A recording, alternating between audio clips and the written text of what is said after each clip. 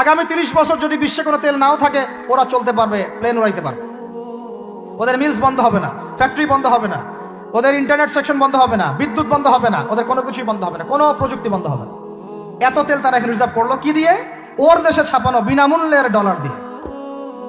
এরপরে তারা আরবদেরকে বুঝালো, ইয়া শাইখ, আরবদেরকে বুঝালো, হাবিবি, ইয়া হাবিবি, কাছে আসেন, শোনেন, আমরা আপনাদের কাছে তেল আছে, আপনারা তো তেল বয়কট করে দিয়েছেন, আর তেল ছাড়া তো আমাদের যুদ্ধ বিমান ফ্লাই করছেন। তেল তেল কাদেরকে দিয়েছে আল্লাহ পাক? মিডল ইস্ট আরবকে দিয়েছে, ঠিক আছে? এখন হাবিবিকে বলা হচ্ছে আপনারা তো তেল বয়কট করে দিলেন। এটা করেছিল বাদশাহ ফয়সাল, বলেন রাহিমাহুল্লাহ। উনি একজন সাহসী নেতা ছিলেন, এই জন্যই তাকে গুপ্ত হত্যা করা হয়েছে। সাহসী যারা, তাদেরকে গুপ্ত হত্যা করে, এটা একটা সুন্নত, এটা মাথায় রাখবেন।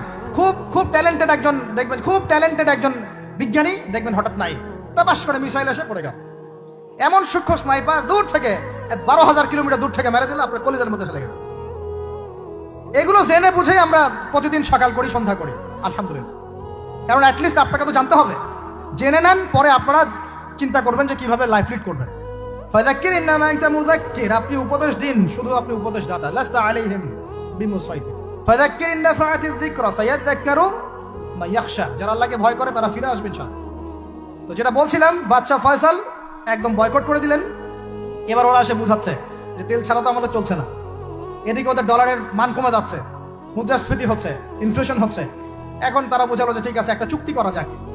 যুবকরা ভালো করে শোনেন, এগুলো জানেন না বলেই অনেক সময় আপনি সহি সহি বলে সহি ভুল পথে যাচ্ছেন। ভাই, সহি পথেই যাচ্ছেন, বাট এটা সহি ভুল হয়ে যাচ্ছে।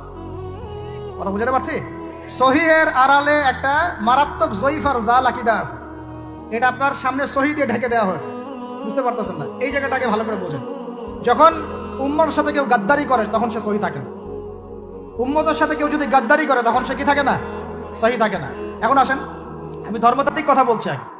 এখানে বাদশা ফয়সাল তাকে কনভিন্স করা হলো, ঠিক আছে আমরা তেল কিনবো, আপনাদের কাছ থেকে কিনবো, আপনাদের গলফ কান্ট্রি যেগুলো আছে এদের কাছ থেকে কিনবো, তবে একটা শর্ত, আপনারা তেল বিক্রি করবেন শুধু মার্কিন ডলারে, অন্য কোনো কারেন্সিতে তেল বিক্রি করতে পারবেন না।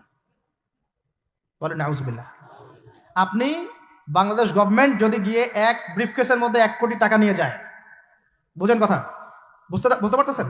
1 কোটি টাকা আমাদের টাকা নিয়ে গিয়ে যদি বলে শেখ হাবিবি আমাকে তেল দাও, ওরা বলবে তেল দিতে পারবো না, খালাস, কুল্লু খালাস, এখান থেকে বের হও। কথা বুঝতে পারেন নাই? 1 কোটি কি দিবেন? টাকা, তেল দিবে না। লিখে নেন, দিবে না। কিন্তু সেই 1 কোটি টাকাকে যদি আপনি ডলারে কনভার্ট করেন, ওটাকে ডলার দিয়ে কনভার্ট করেন, করে যদি বলেন হাবিবি তেল, তখন বলবে যে আসো তাআলিলাহি, তেল নিয়ে যাও, খালাস, কুল্লু খালাস। কথা বুঝতে পারছেন? তেল বিক্রি করব শুধুমাত্র ডলার দিয়ে, ডলার ছাড়া অন্য কোনো কারেন্সিতে তেল বিক্রি করতে পারবো না। এইটা পশ্চিমারা আরবদের সাথে একটা সন্ধি করলো, আর কি চুক্তি করলো। এই চুক্তির নাম হলো পেট্রো ডলার মনিটরি সিস্টেম। বুঝতে পারলাম? Petro dollar monetary system. এর বদৌলতে আরবের মরুভূমি হয়ে গেল এখন একদম অট্টালিকার প্রাসাদ। বোঝা যায়? মরুভূমিগুলো হয়ে গেল কি অট্টালিকার প্রাসাদ, আর বাকি পুরো মুসলিম উম্মার উপর দেখেন কি দুরবস্থা নেমে আসছে।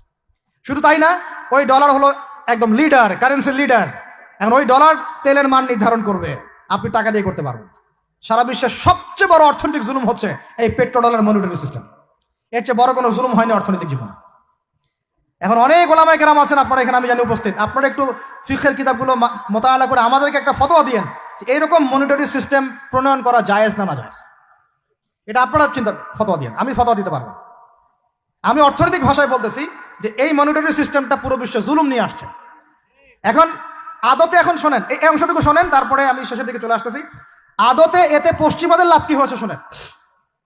আমার কাছে এই যে ডলার, এটা আমি ছাপাই আমার দেশে, আমার কারখানায়। আমার খরচ হচ্ছে কাগজ, আমার খরচ হচ্ছে মেশিন, আমার খরচ হচ্ছে কালি। বোঝা যায়? বোঝা যাচ্ছে? আচ্ছা, এখন সেটা আমি বানালাম, ছাপালাম, গিয়ে আমি আরবকে দিলাম, তেল দাও। ওরা এই কাগজের টাকাটা নিল, নিয়ে রিজার্ভ করলো, করে মূল যে তেল, এই তেলটা মনে করেন তেল বা সোনা, তেল বা সোনা একই কথা, কারণ সোনার ফাংশন প্লে করছে এখন তেল। এখন তো যেহেতু গোল্ড দিনার নাই, দিরহাম নাই, এই তেলটা তারা নিল, নিয়ে ওদের দেশের আন্ডারগ্রাউন্ডে বাংকার আছে, গ্যালনকে গ্যালন তেল রিজার্ভ করতে থাকলো। এমনভাবে রিজার্ভ করতে থাকলো যে বিগত আগামী 30 বছর যদি বিশ্বে কোনো তেল নাও থাকে ওরা চলতে পারবে, প্লেন উড়াইতে পারবে। ওদের মিলস বন্ধ হবে না, ফ্যাক্টরি বন্ধ হবে না, ওদের ইন্টারনেট সেকশন বন্ধ হবে না, বিদ্যুৎ বন্ধ হবে না, ওদের কোনো কিছুই বন্ধ হবে না, কোনো প্রযুক্তি বন্ধ হবে না। এত তেল তারা এখন রিজার্ভ করলো কি দিয়ে? ওর দেশে ছাপানো বিনামূল্যের ডলার দিয়ে।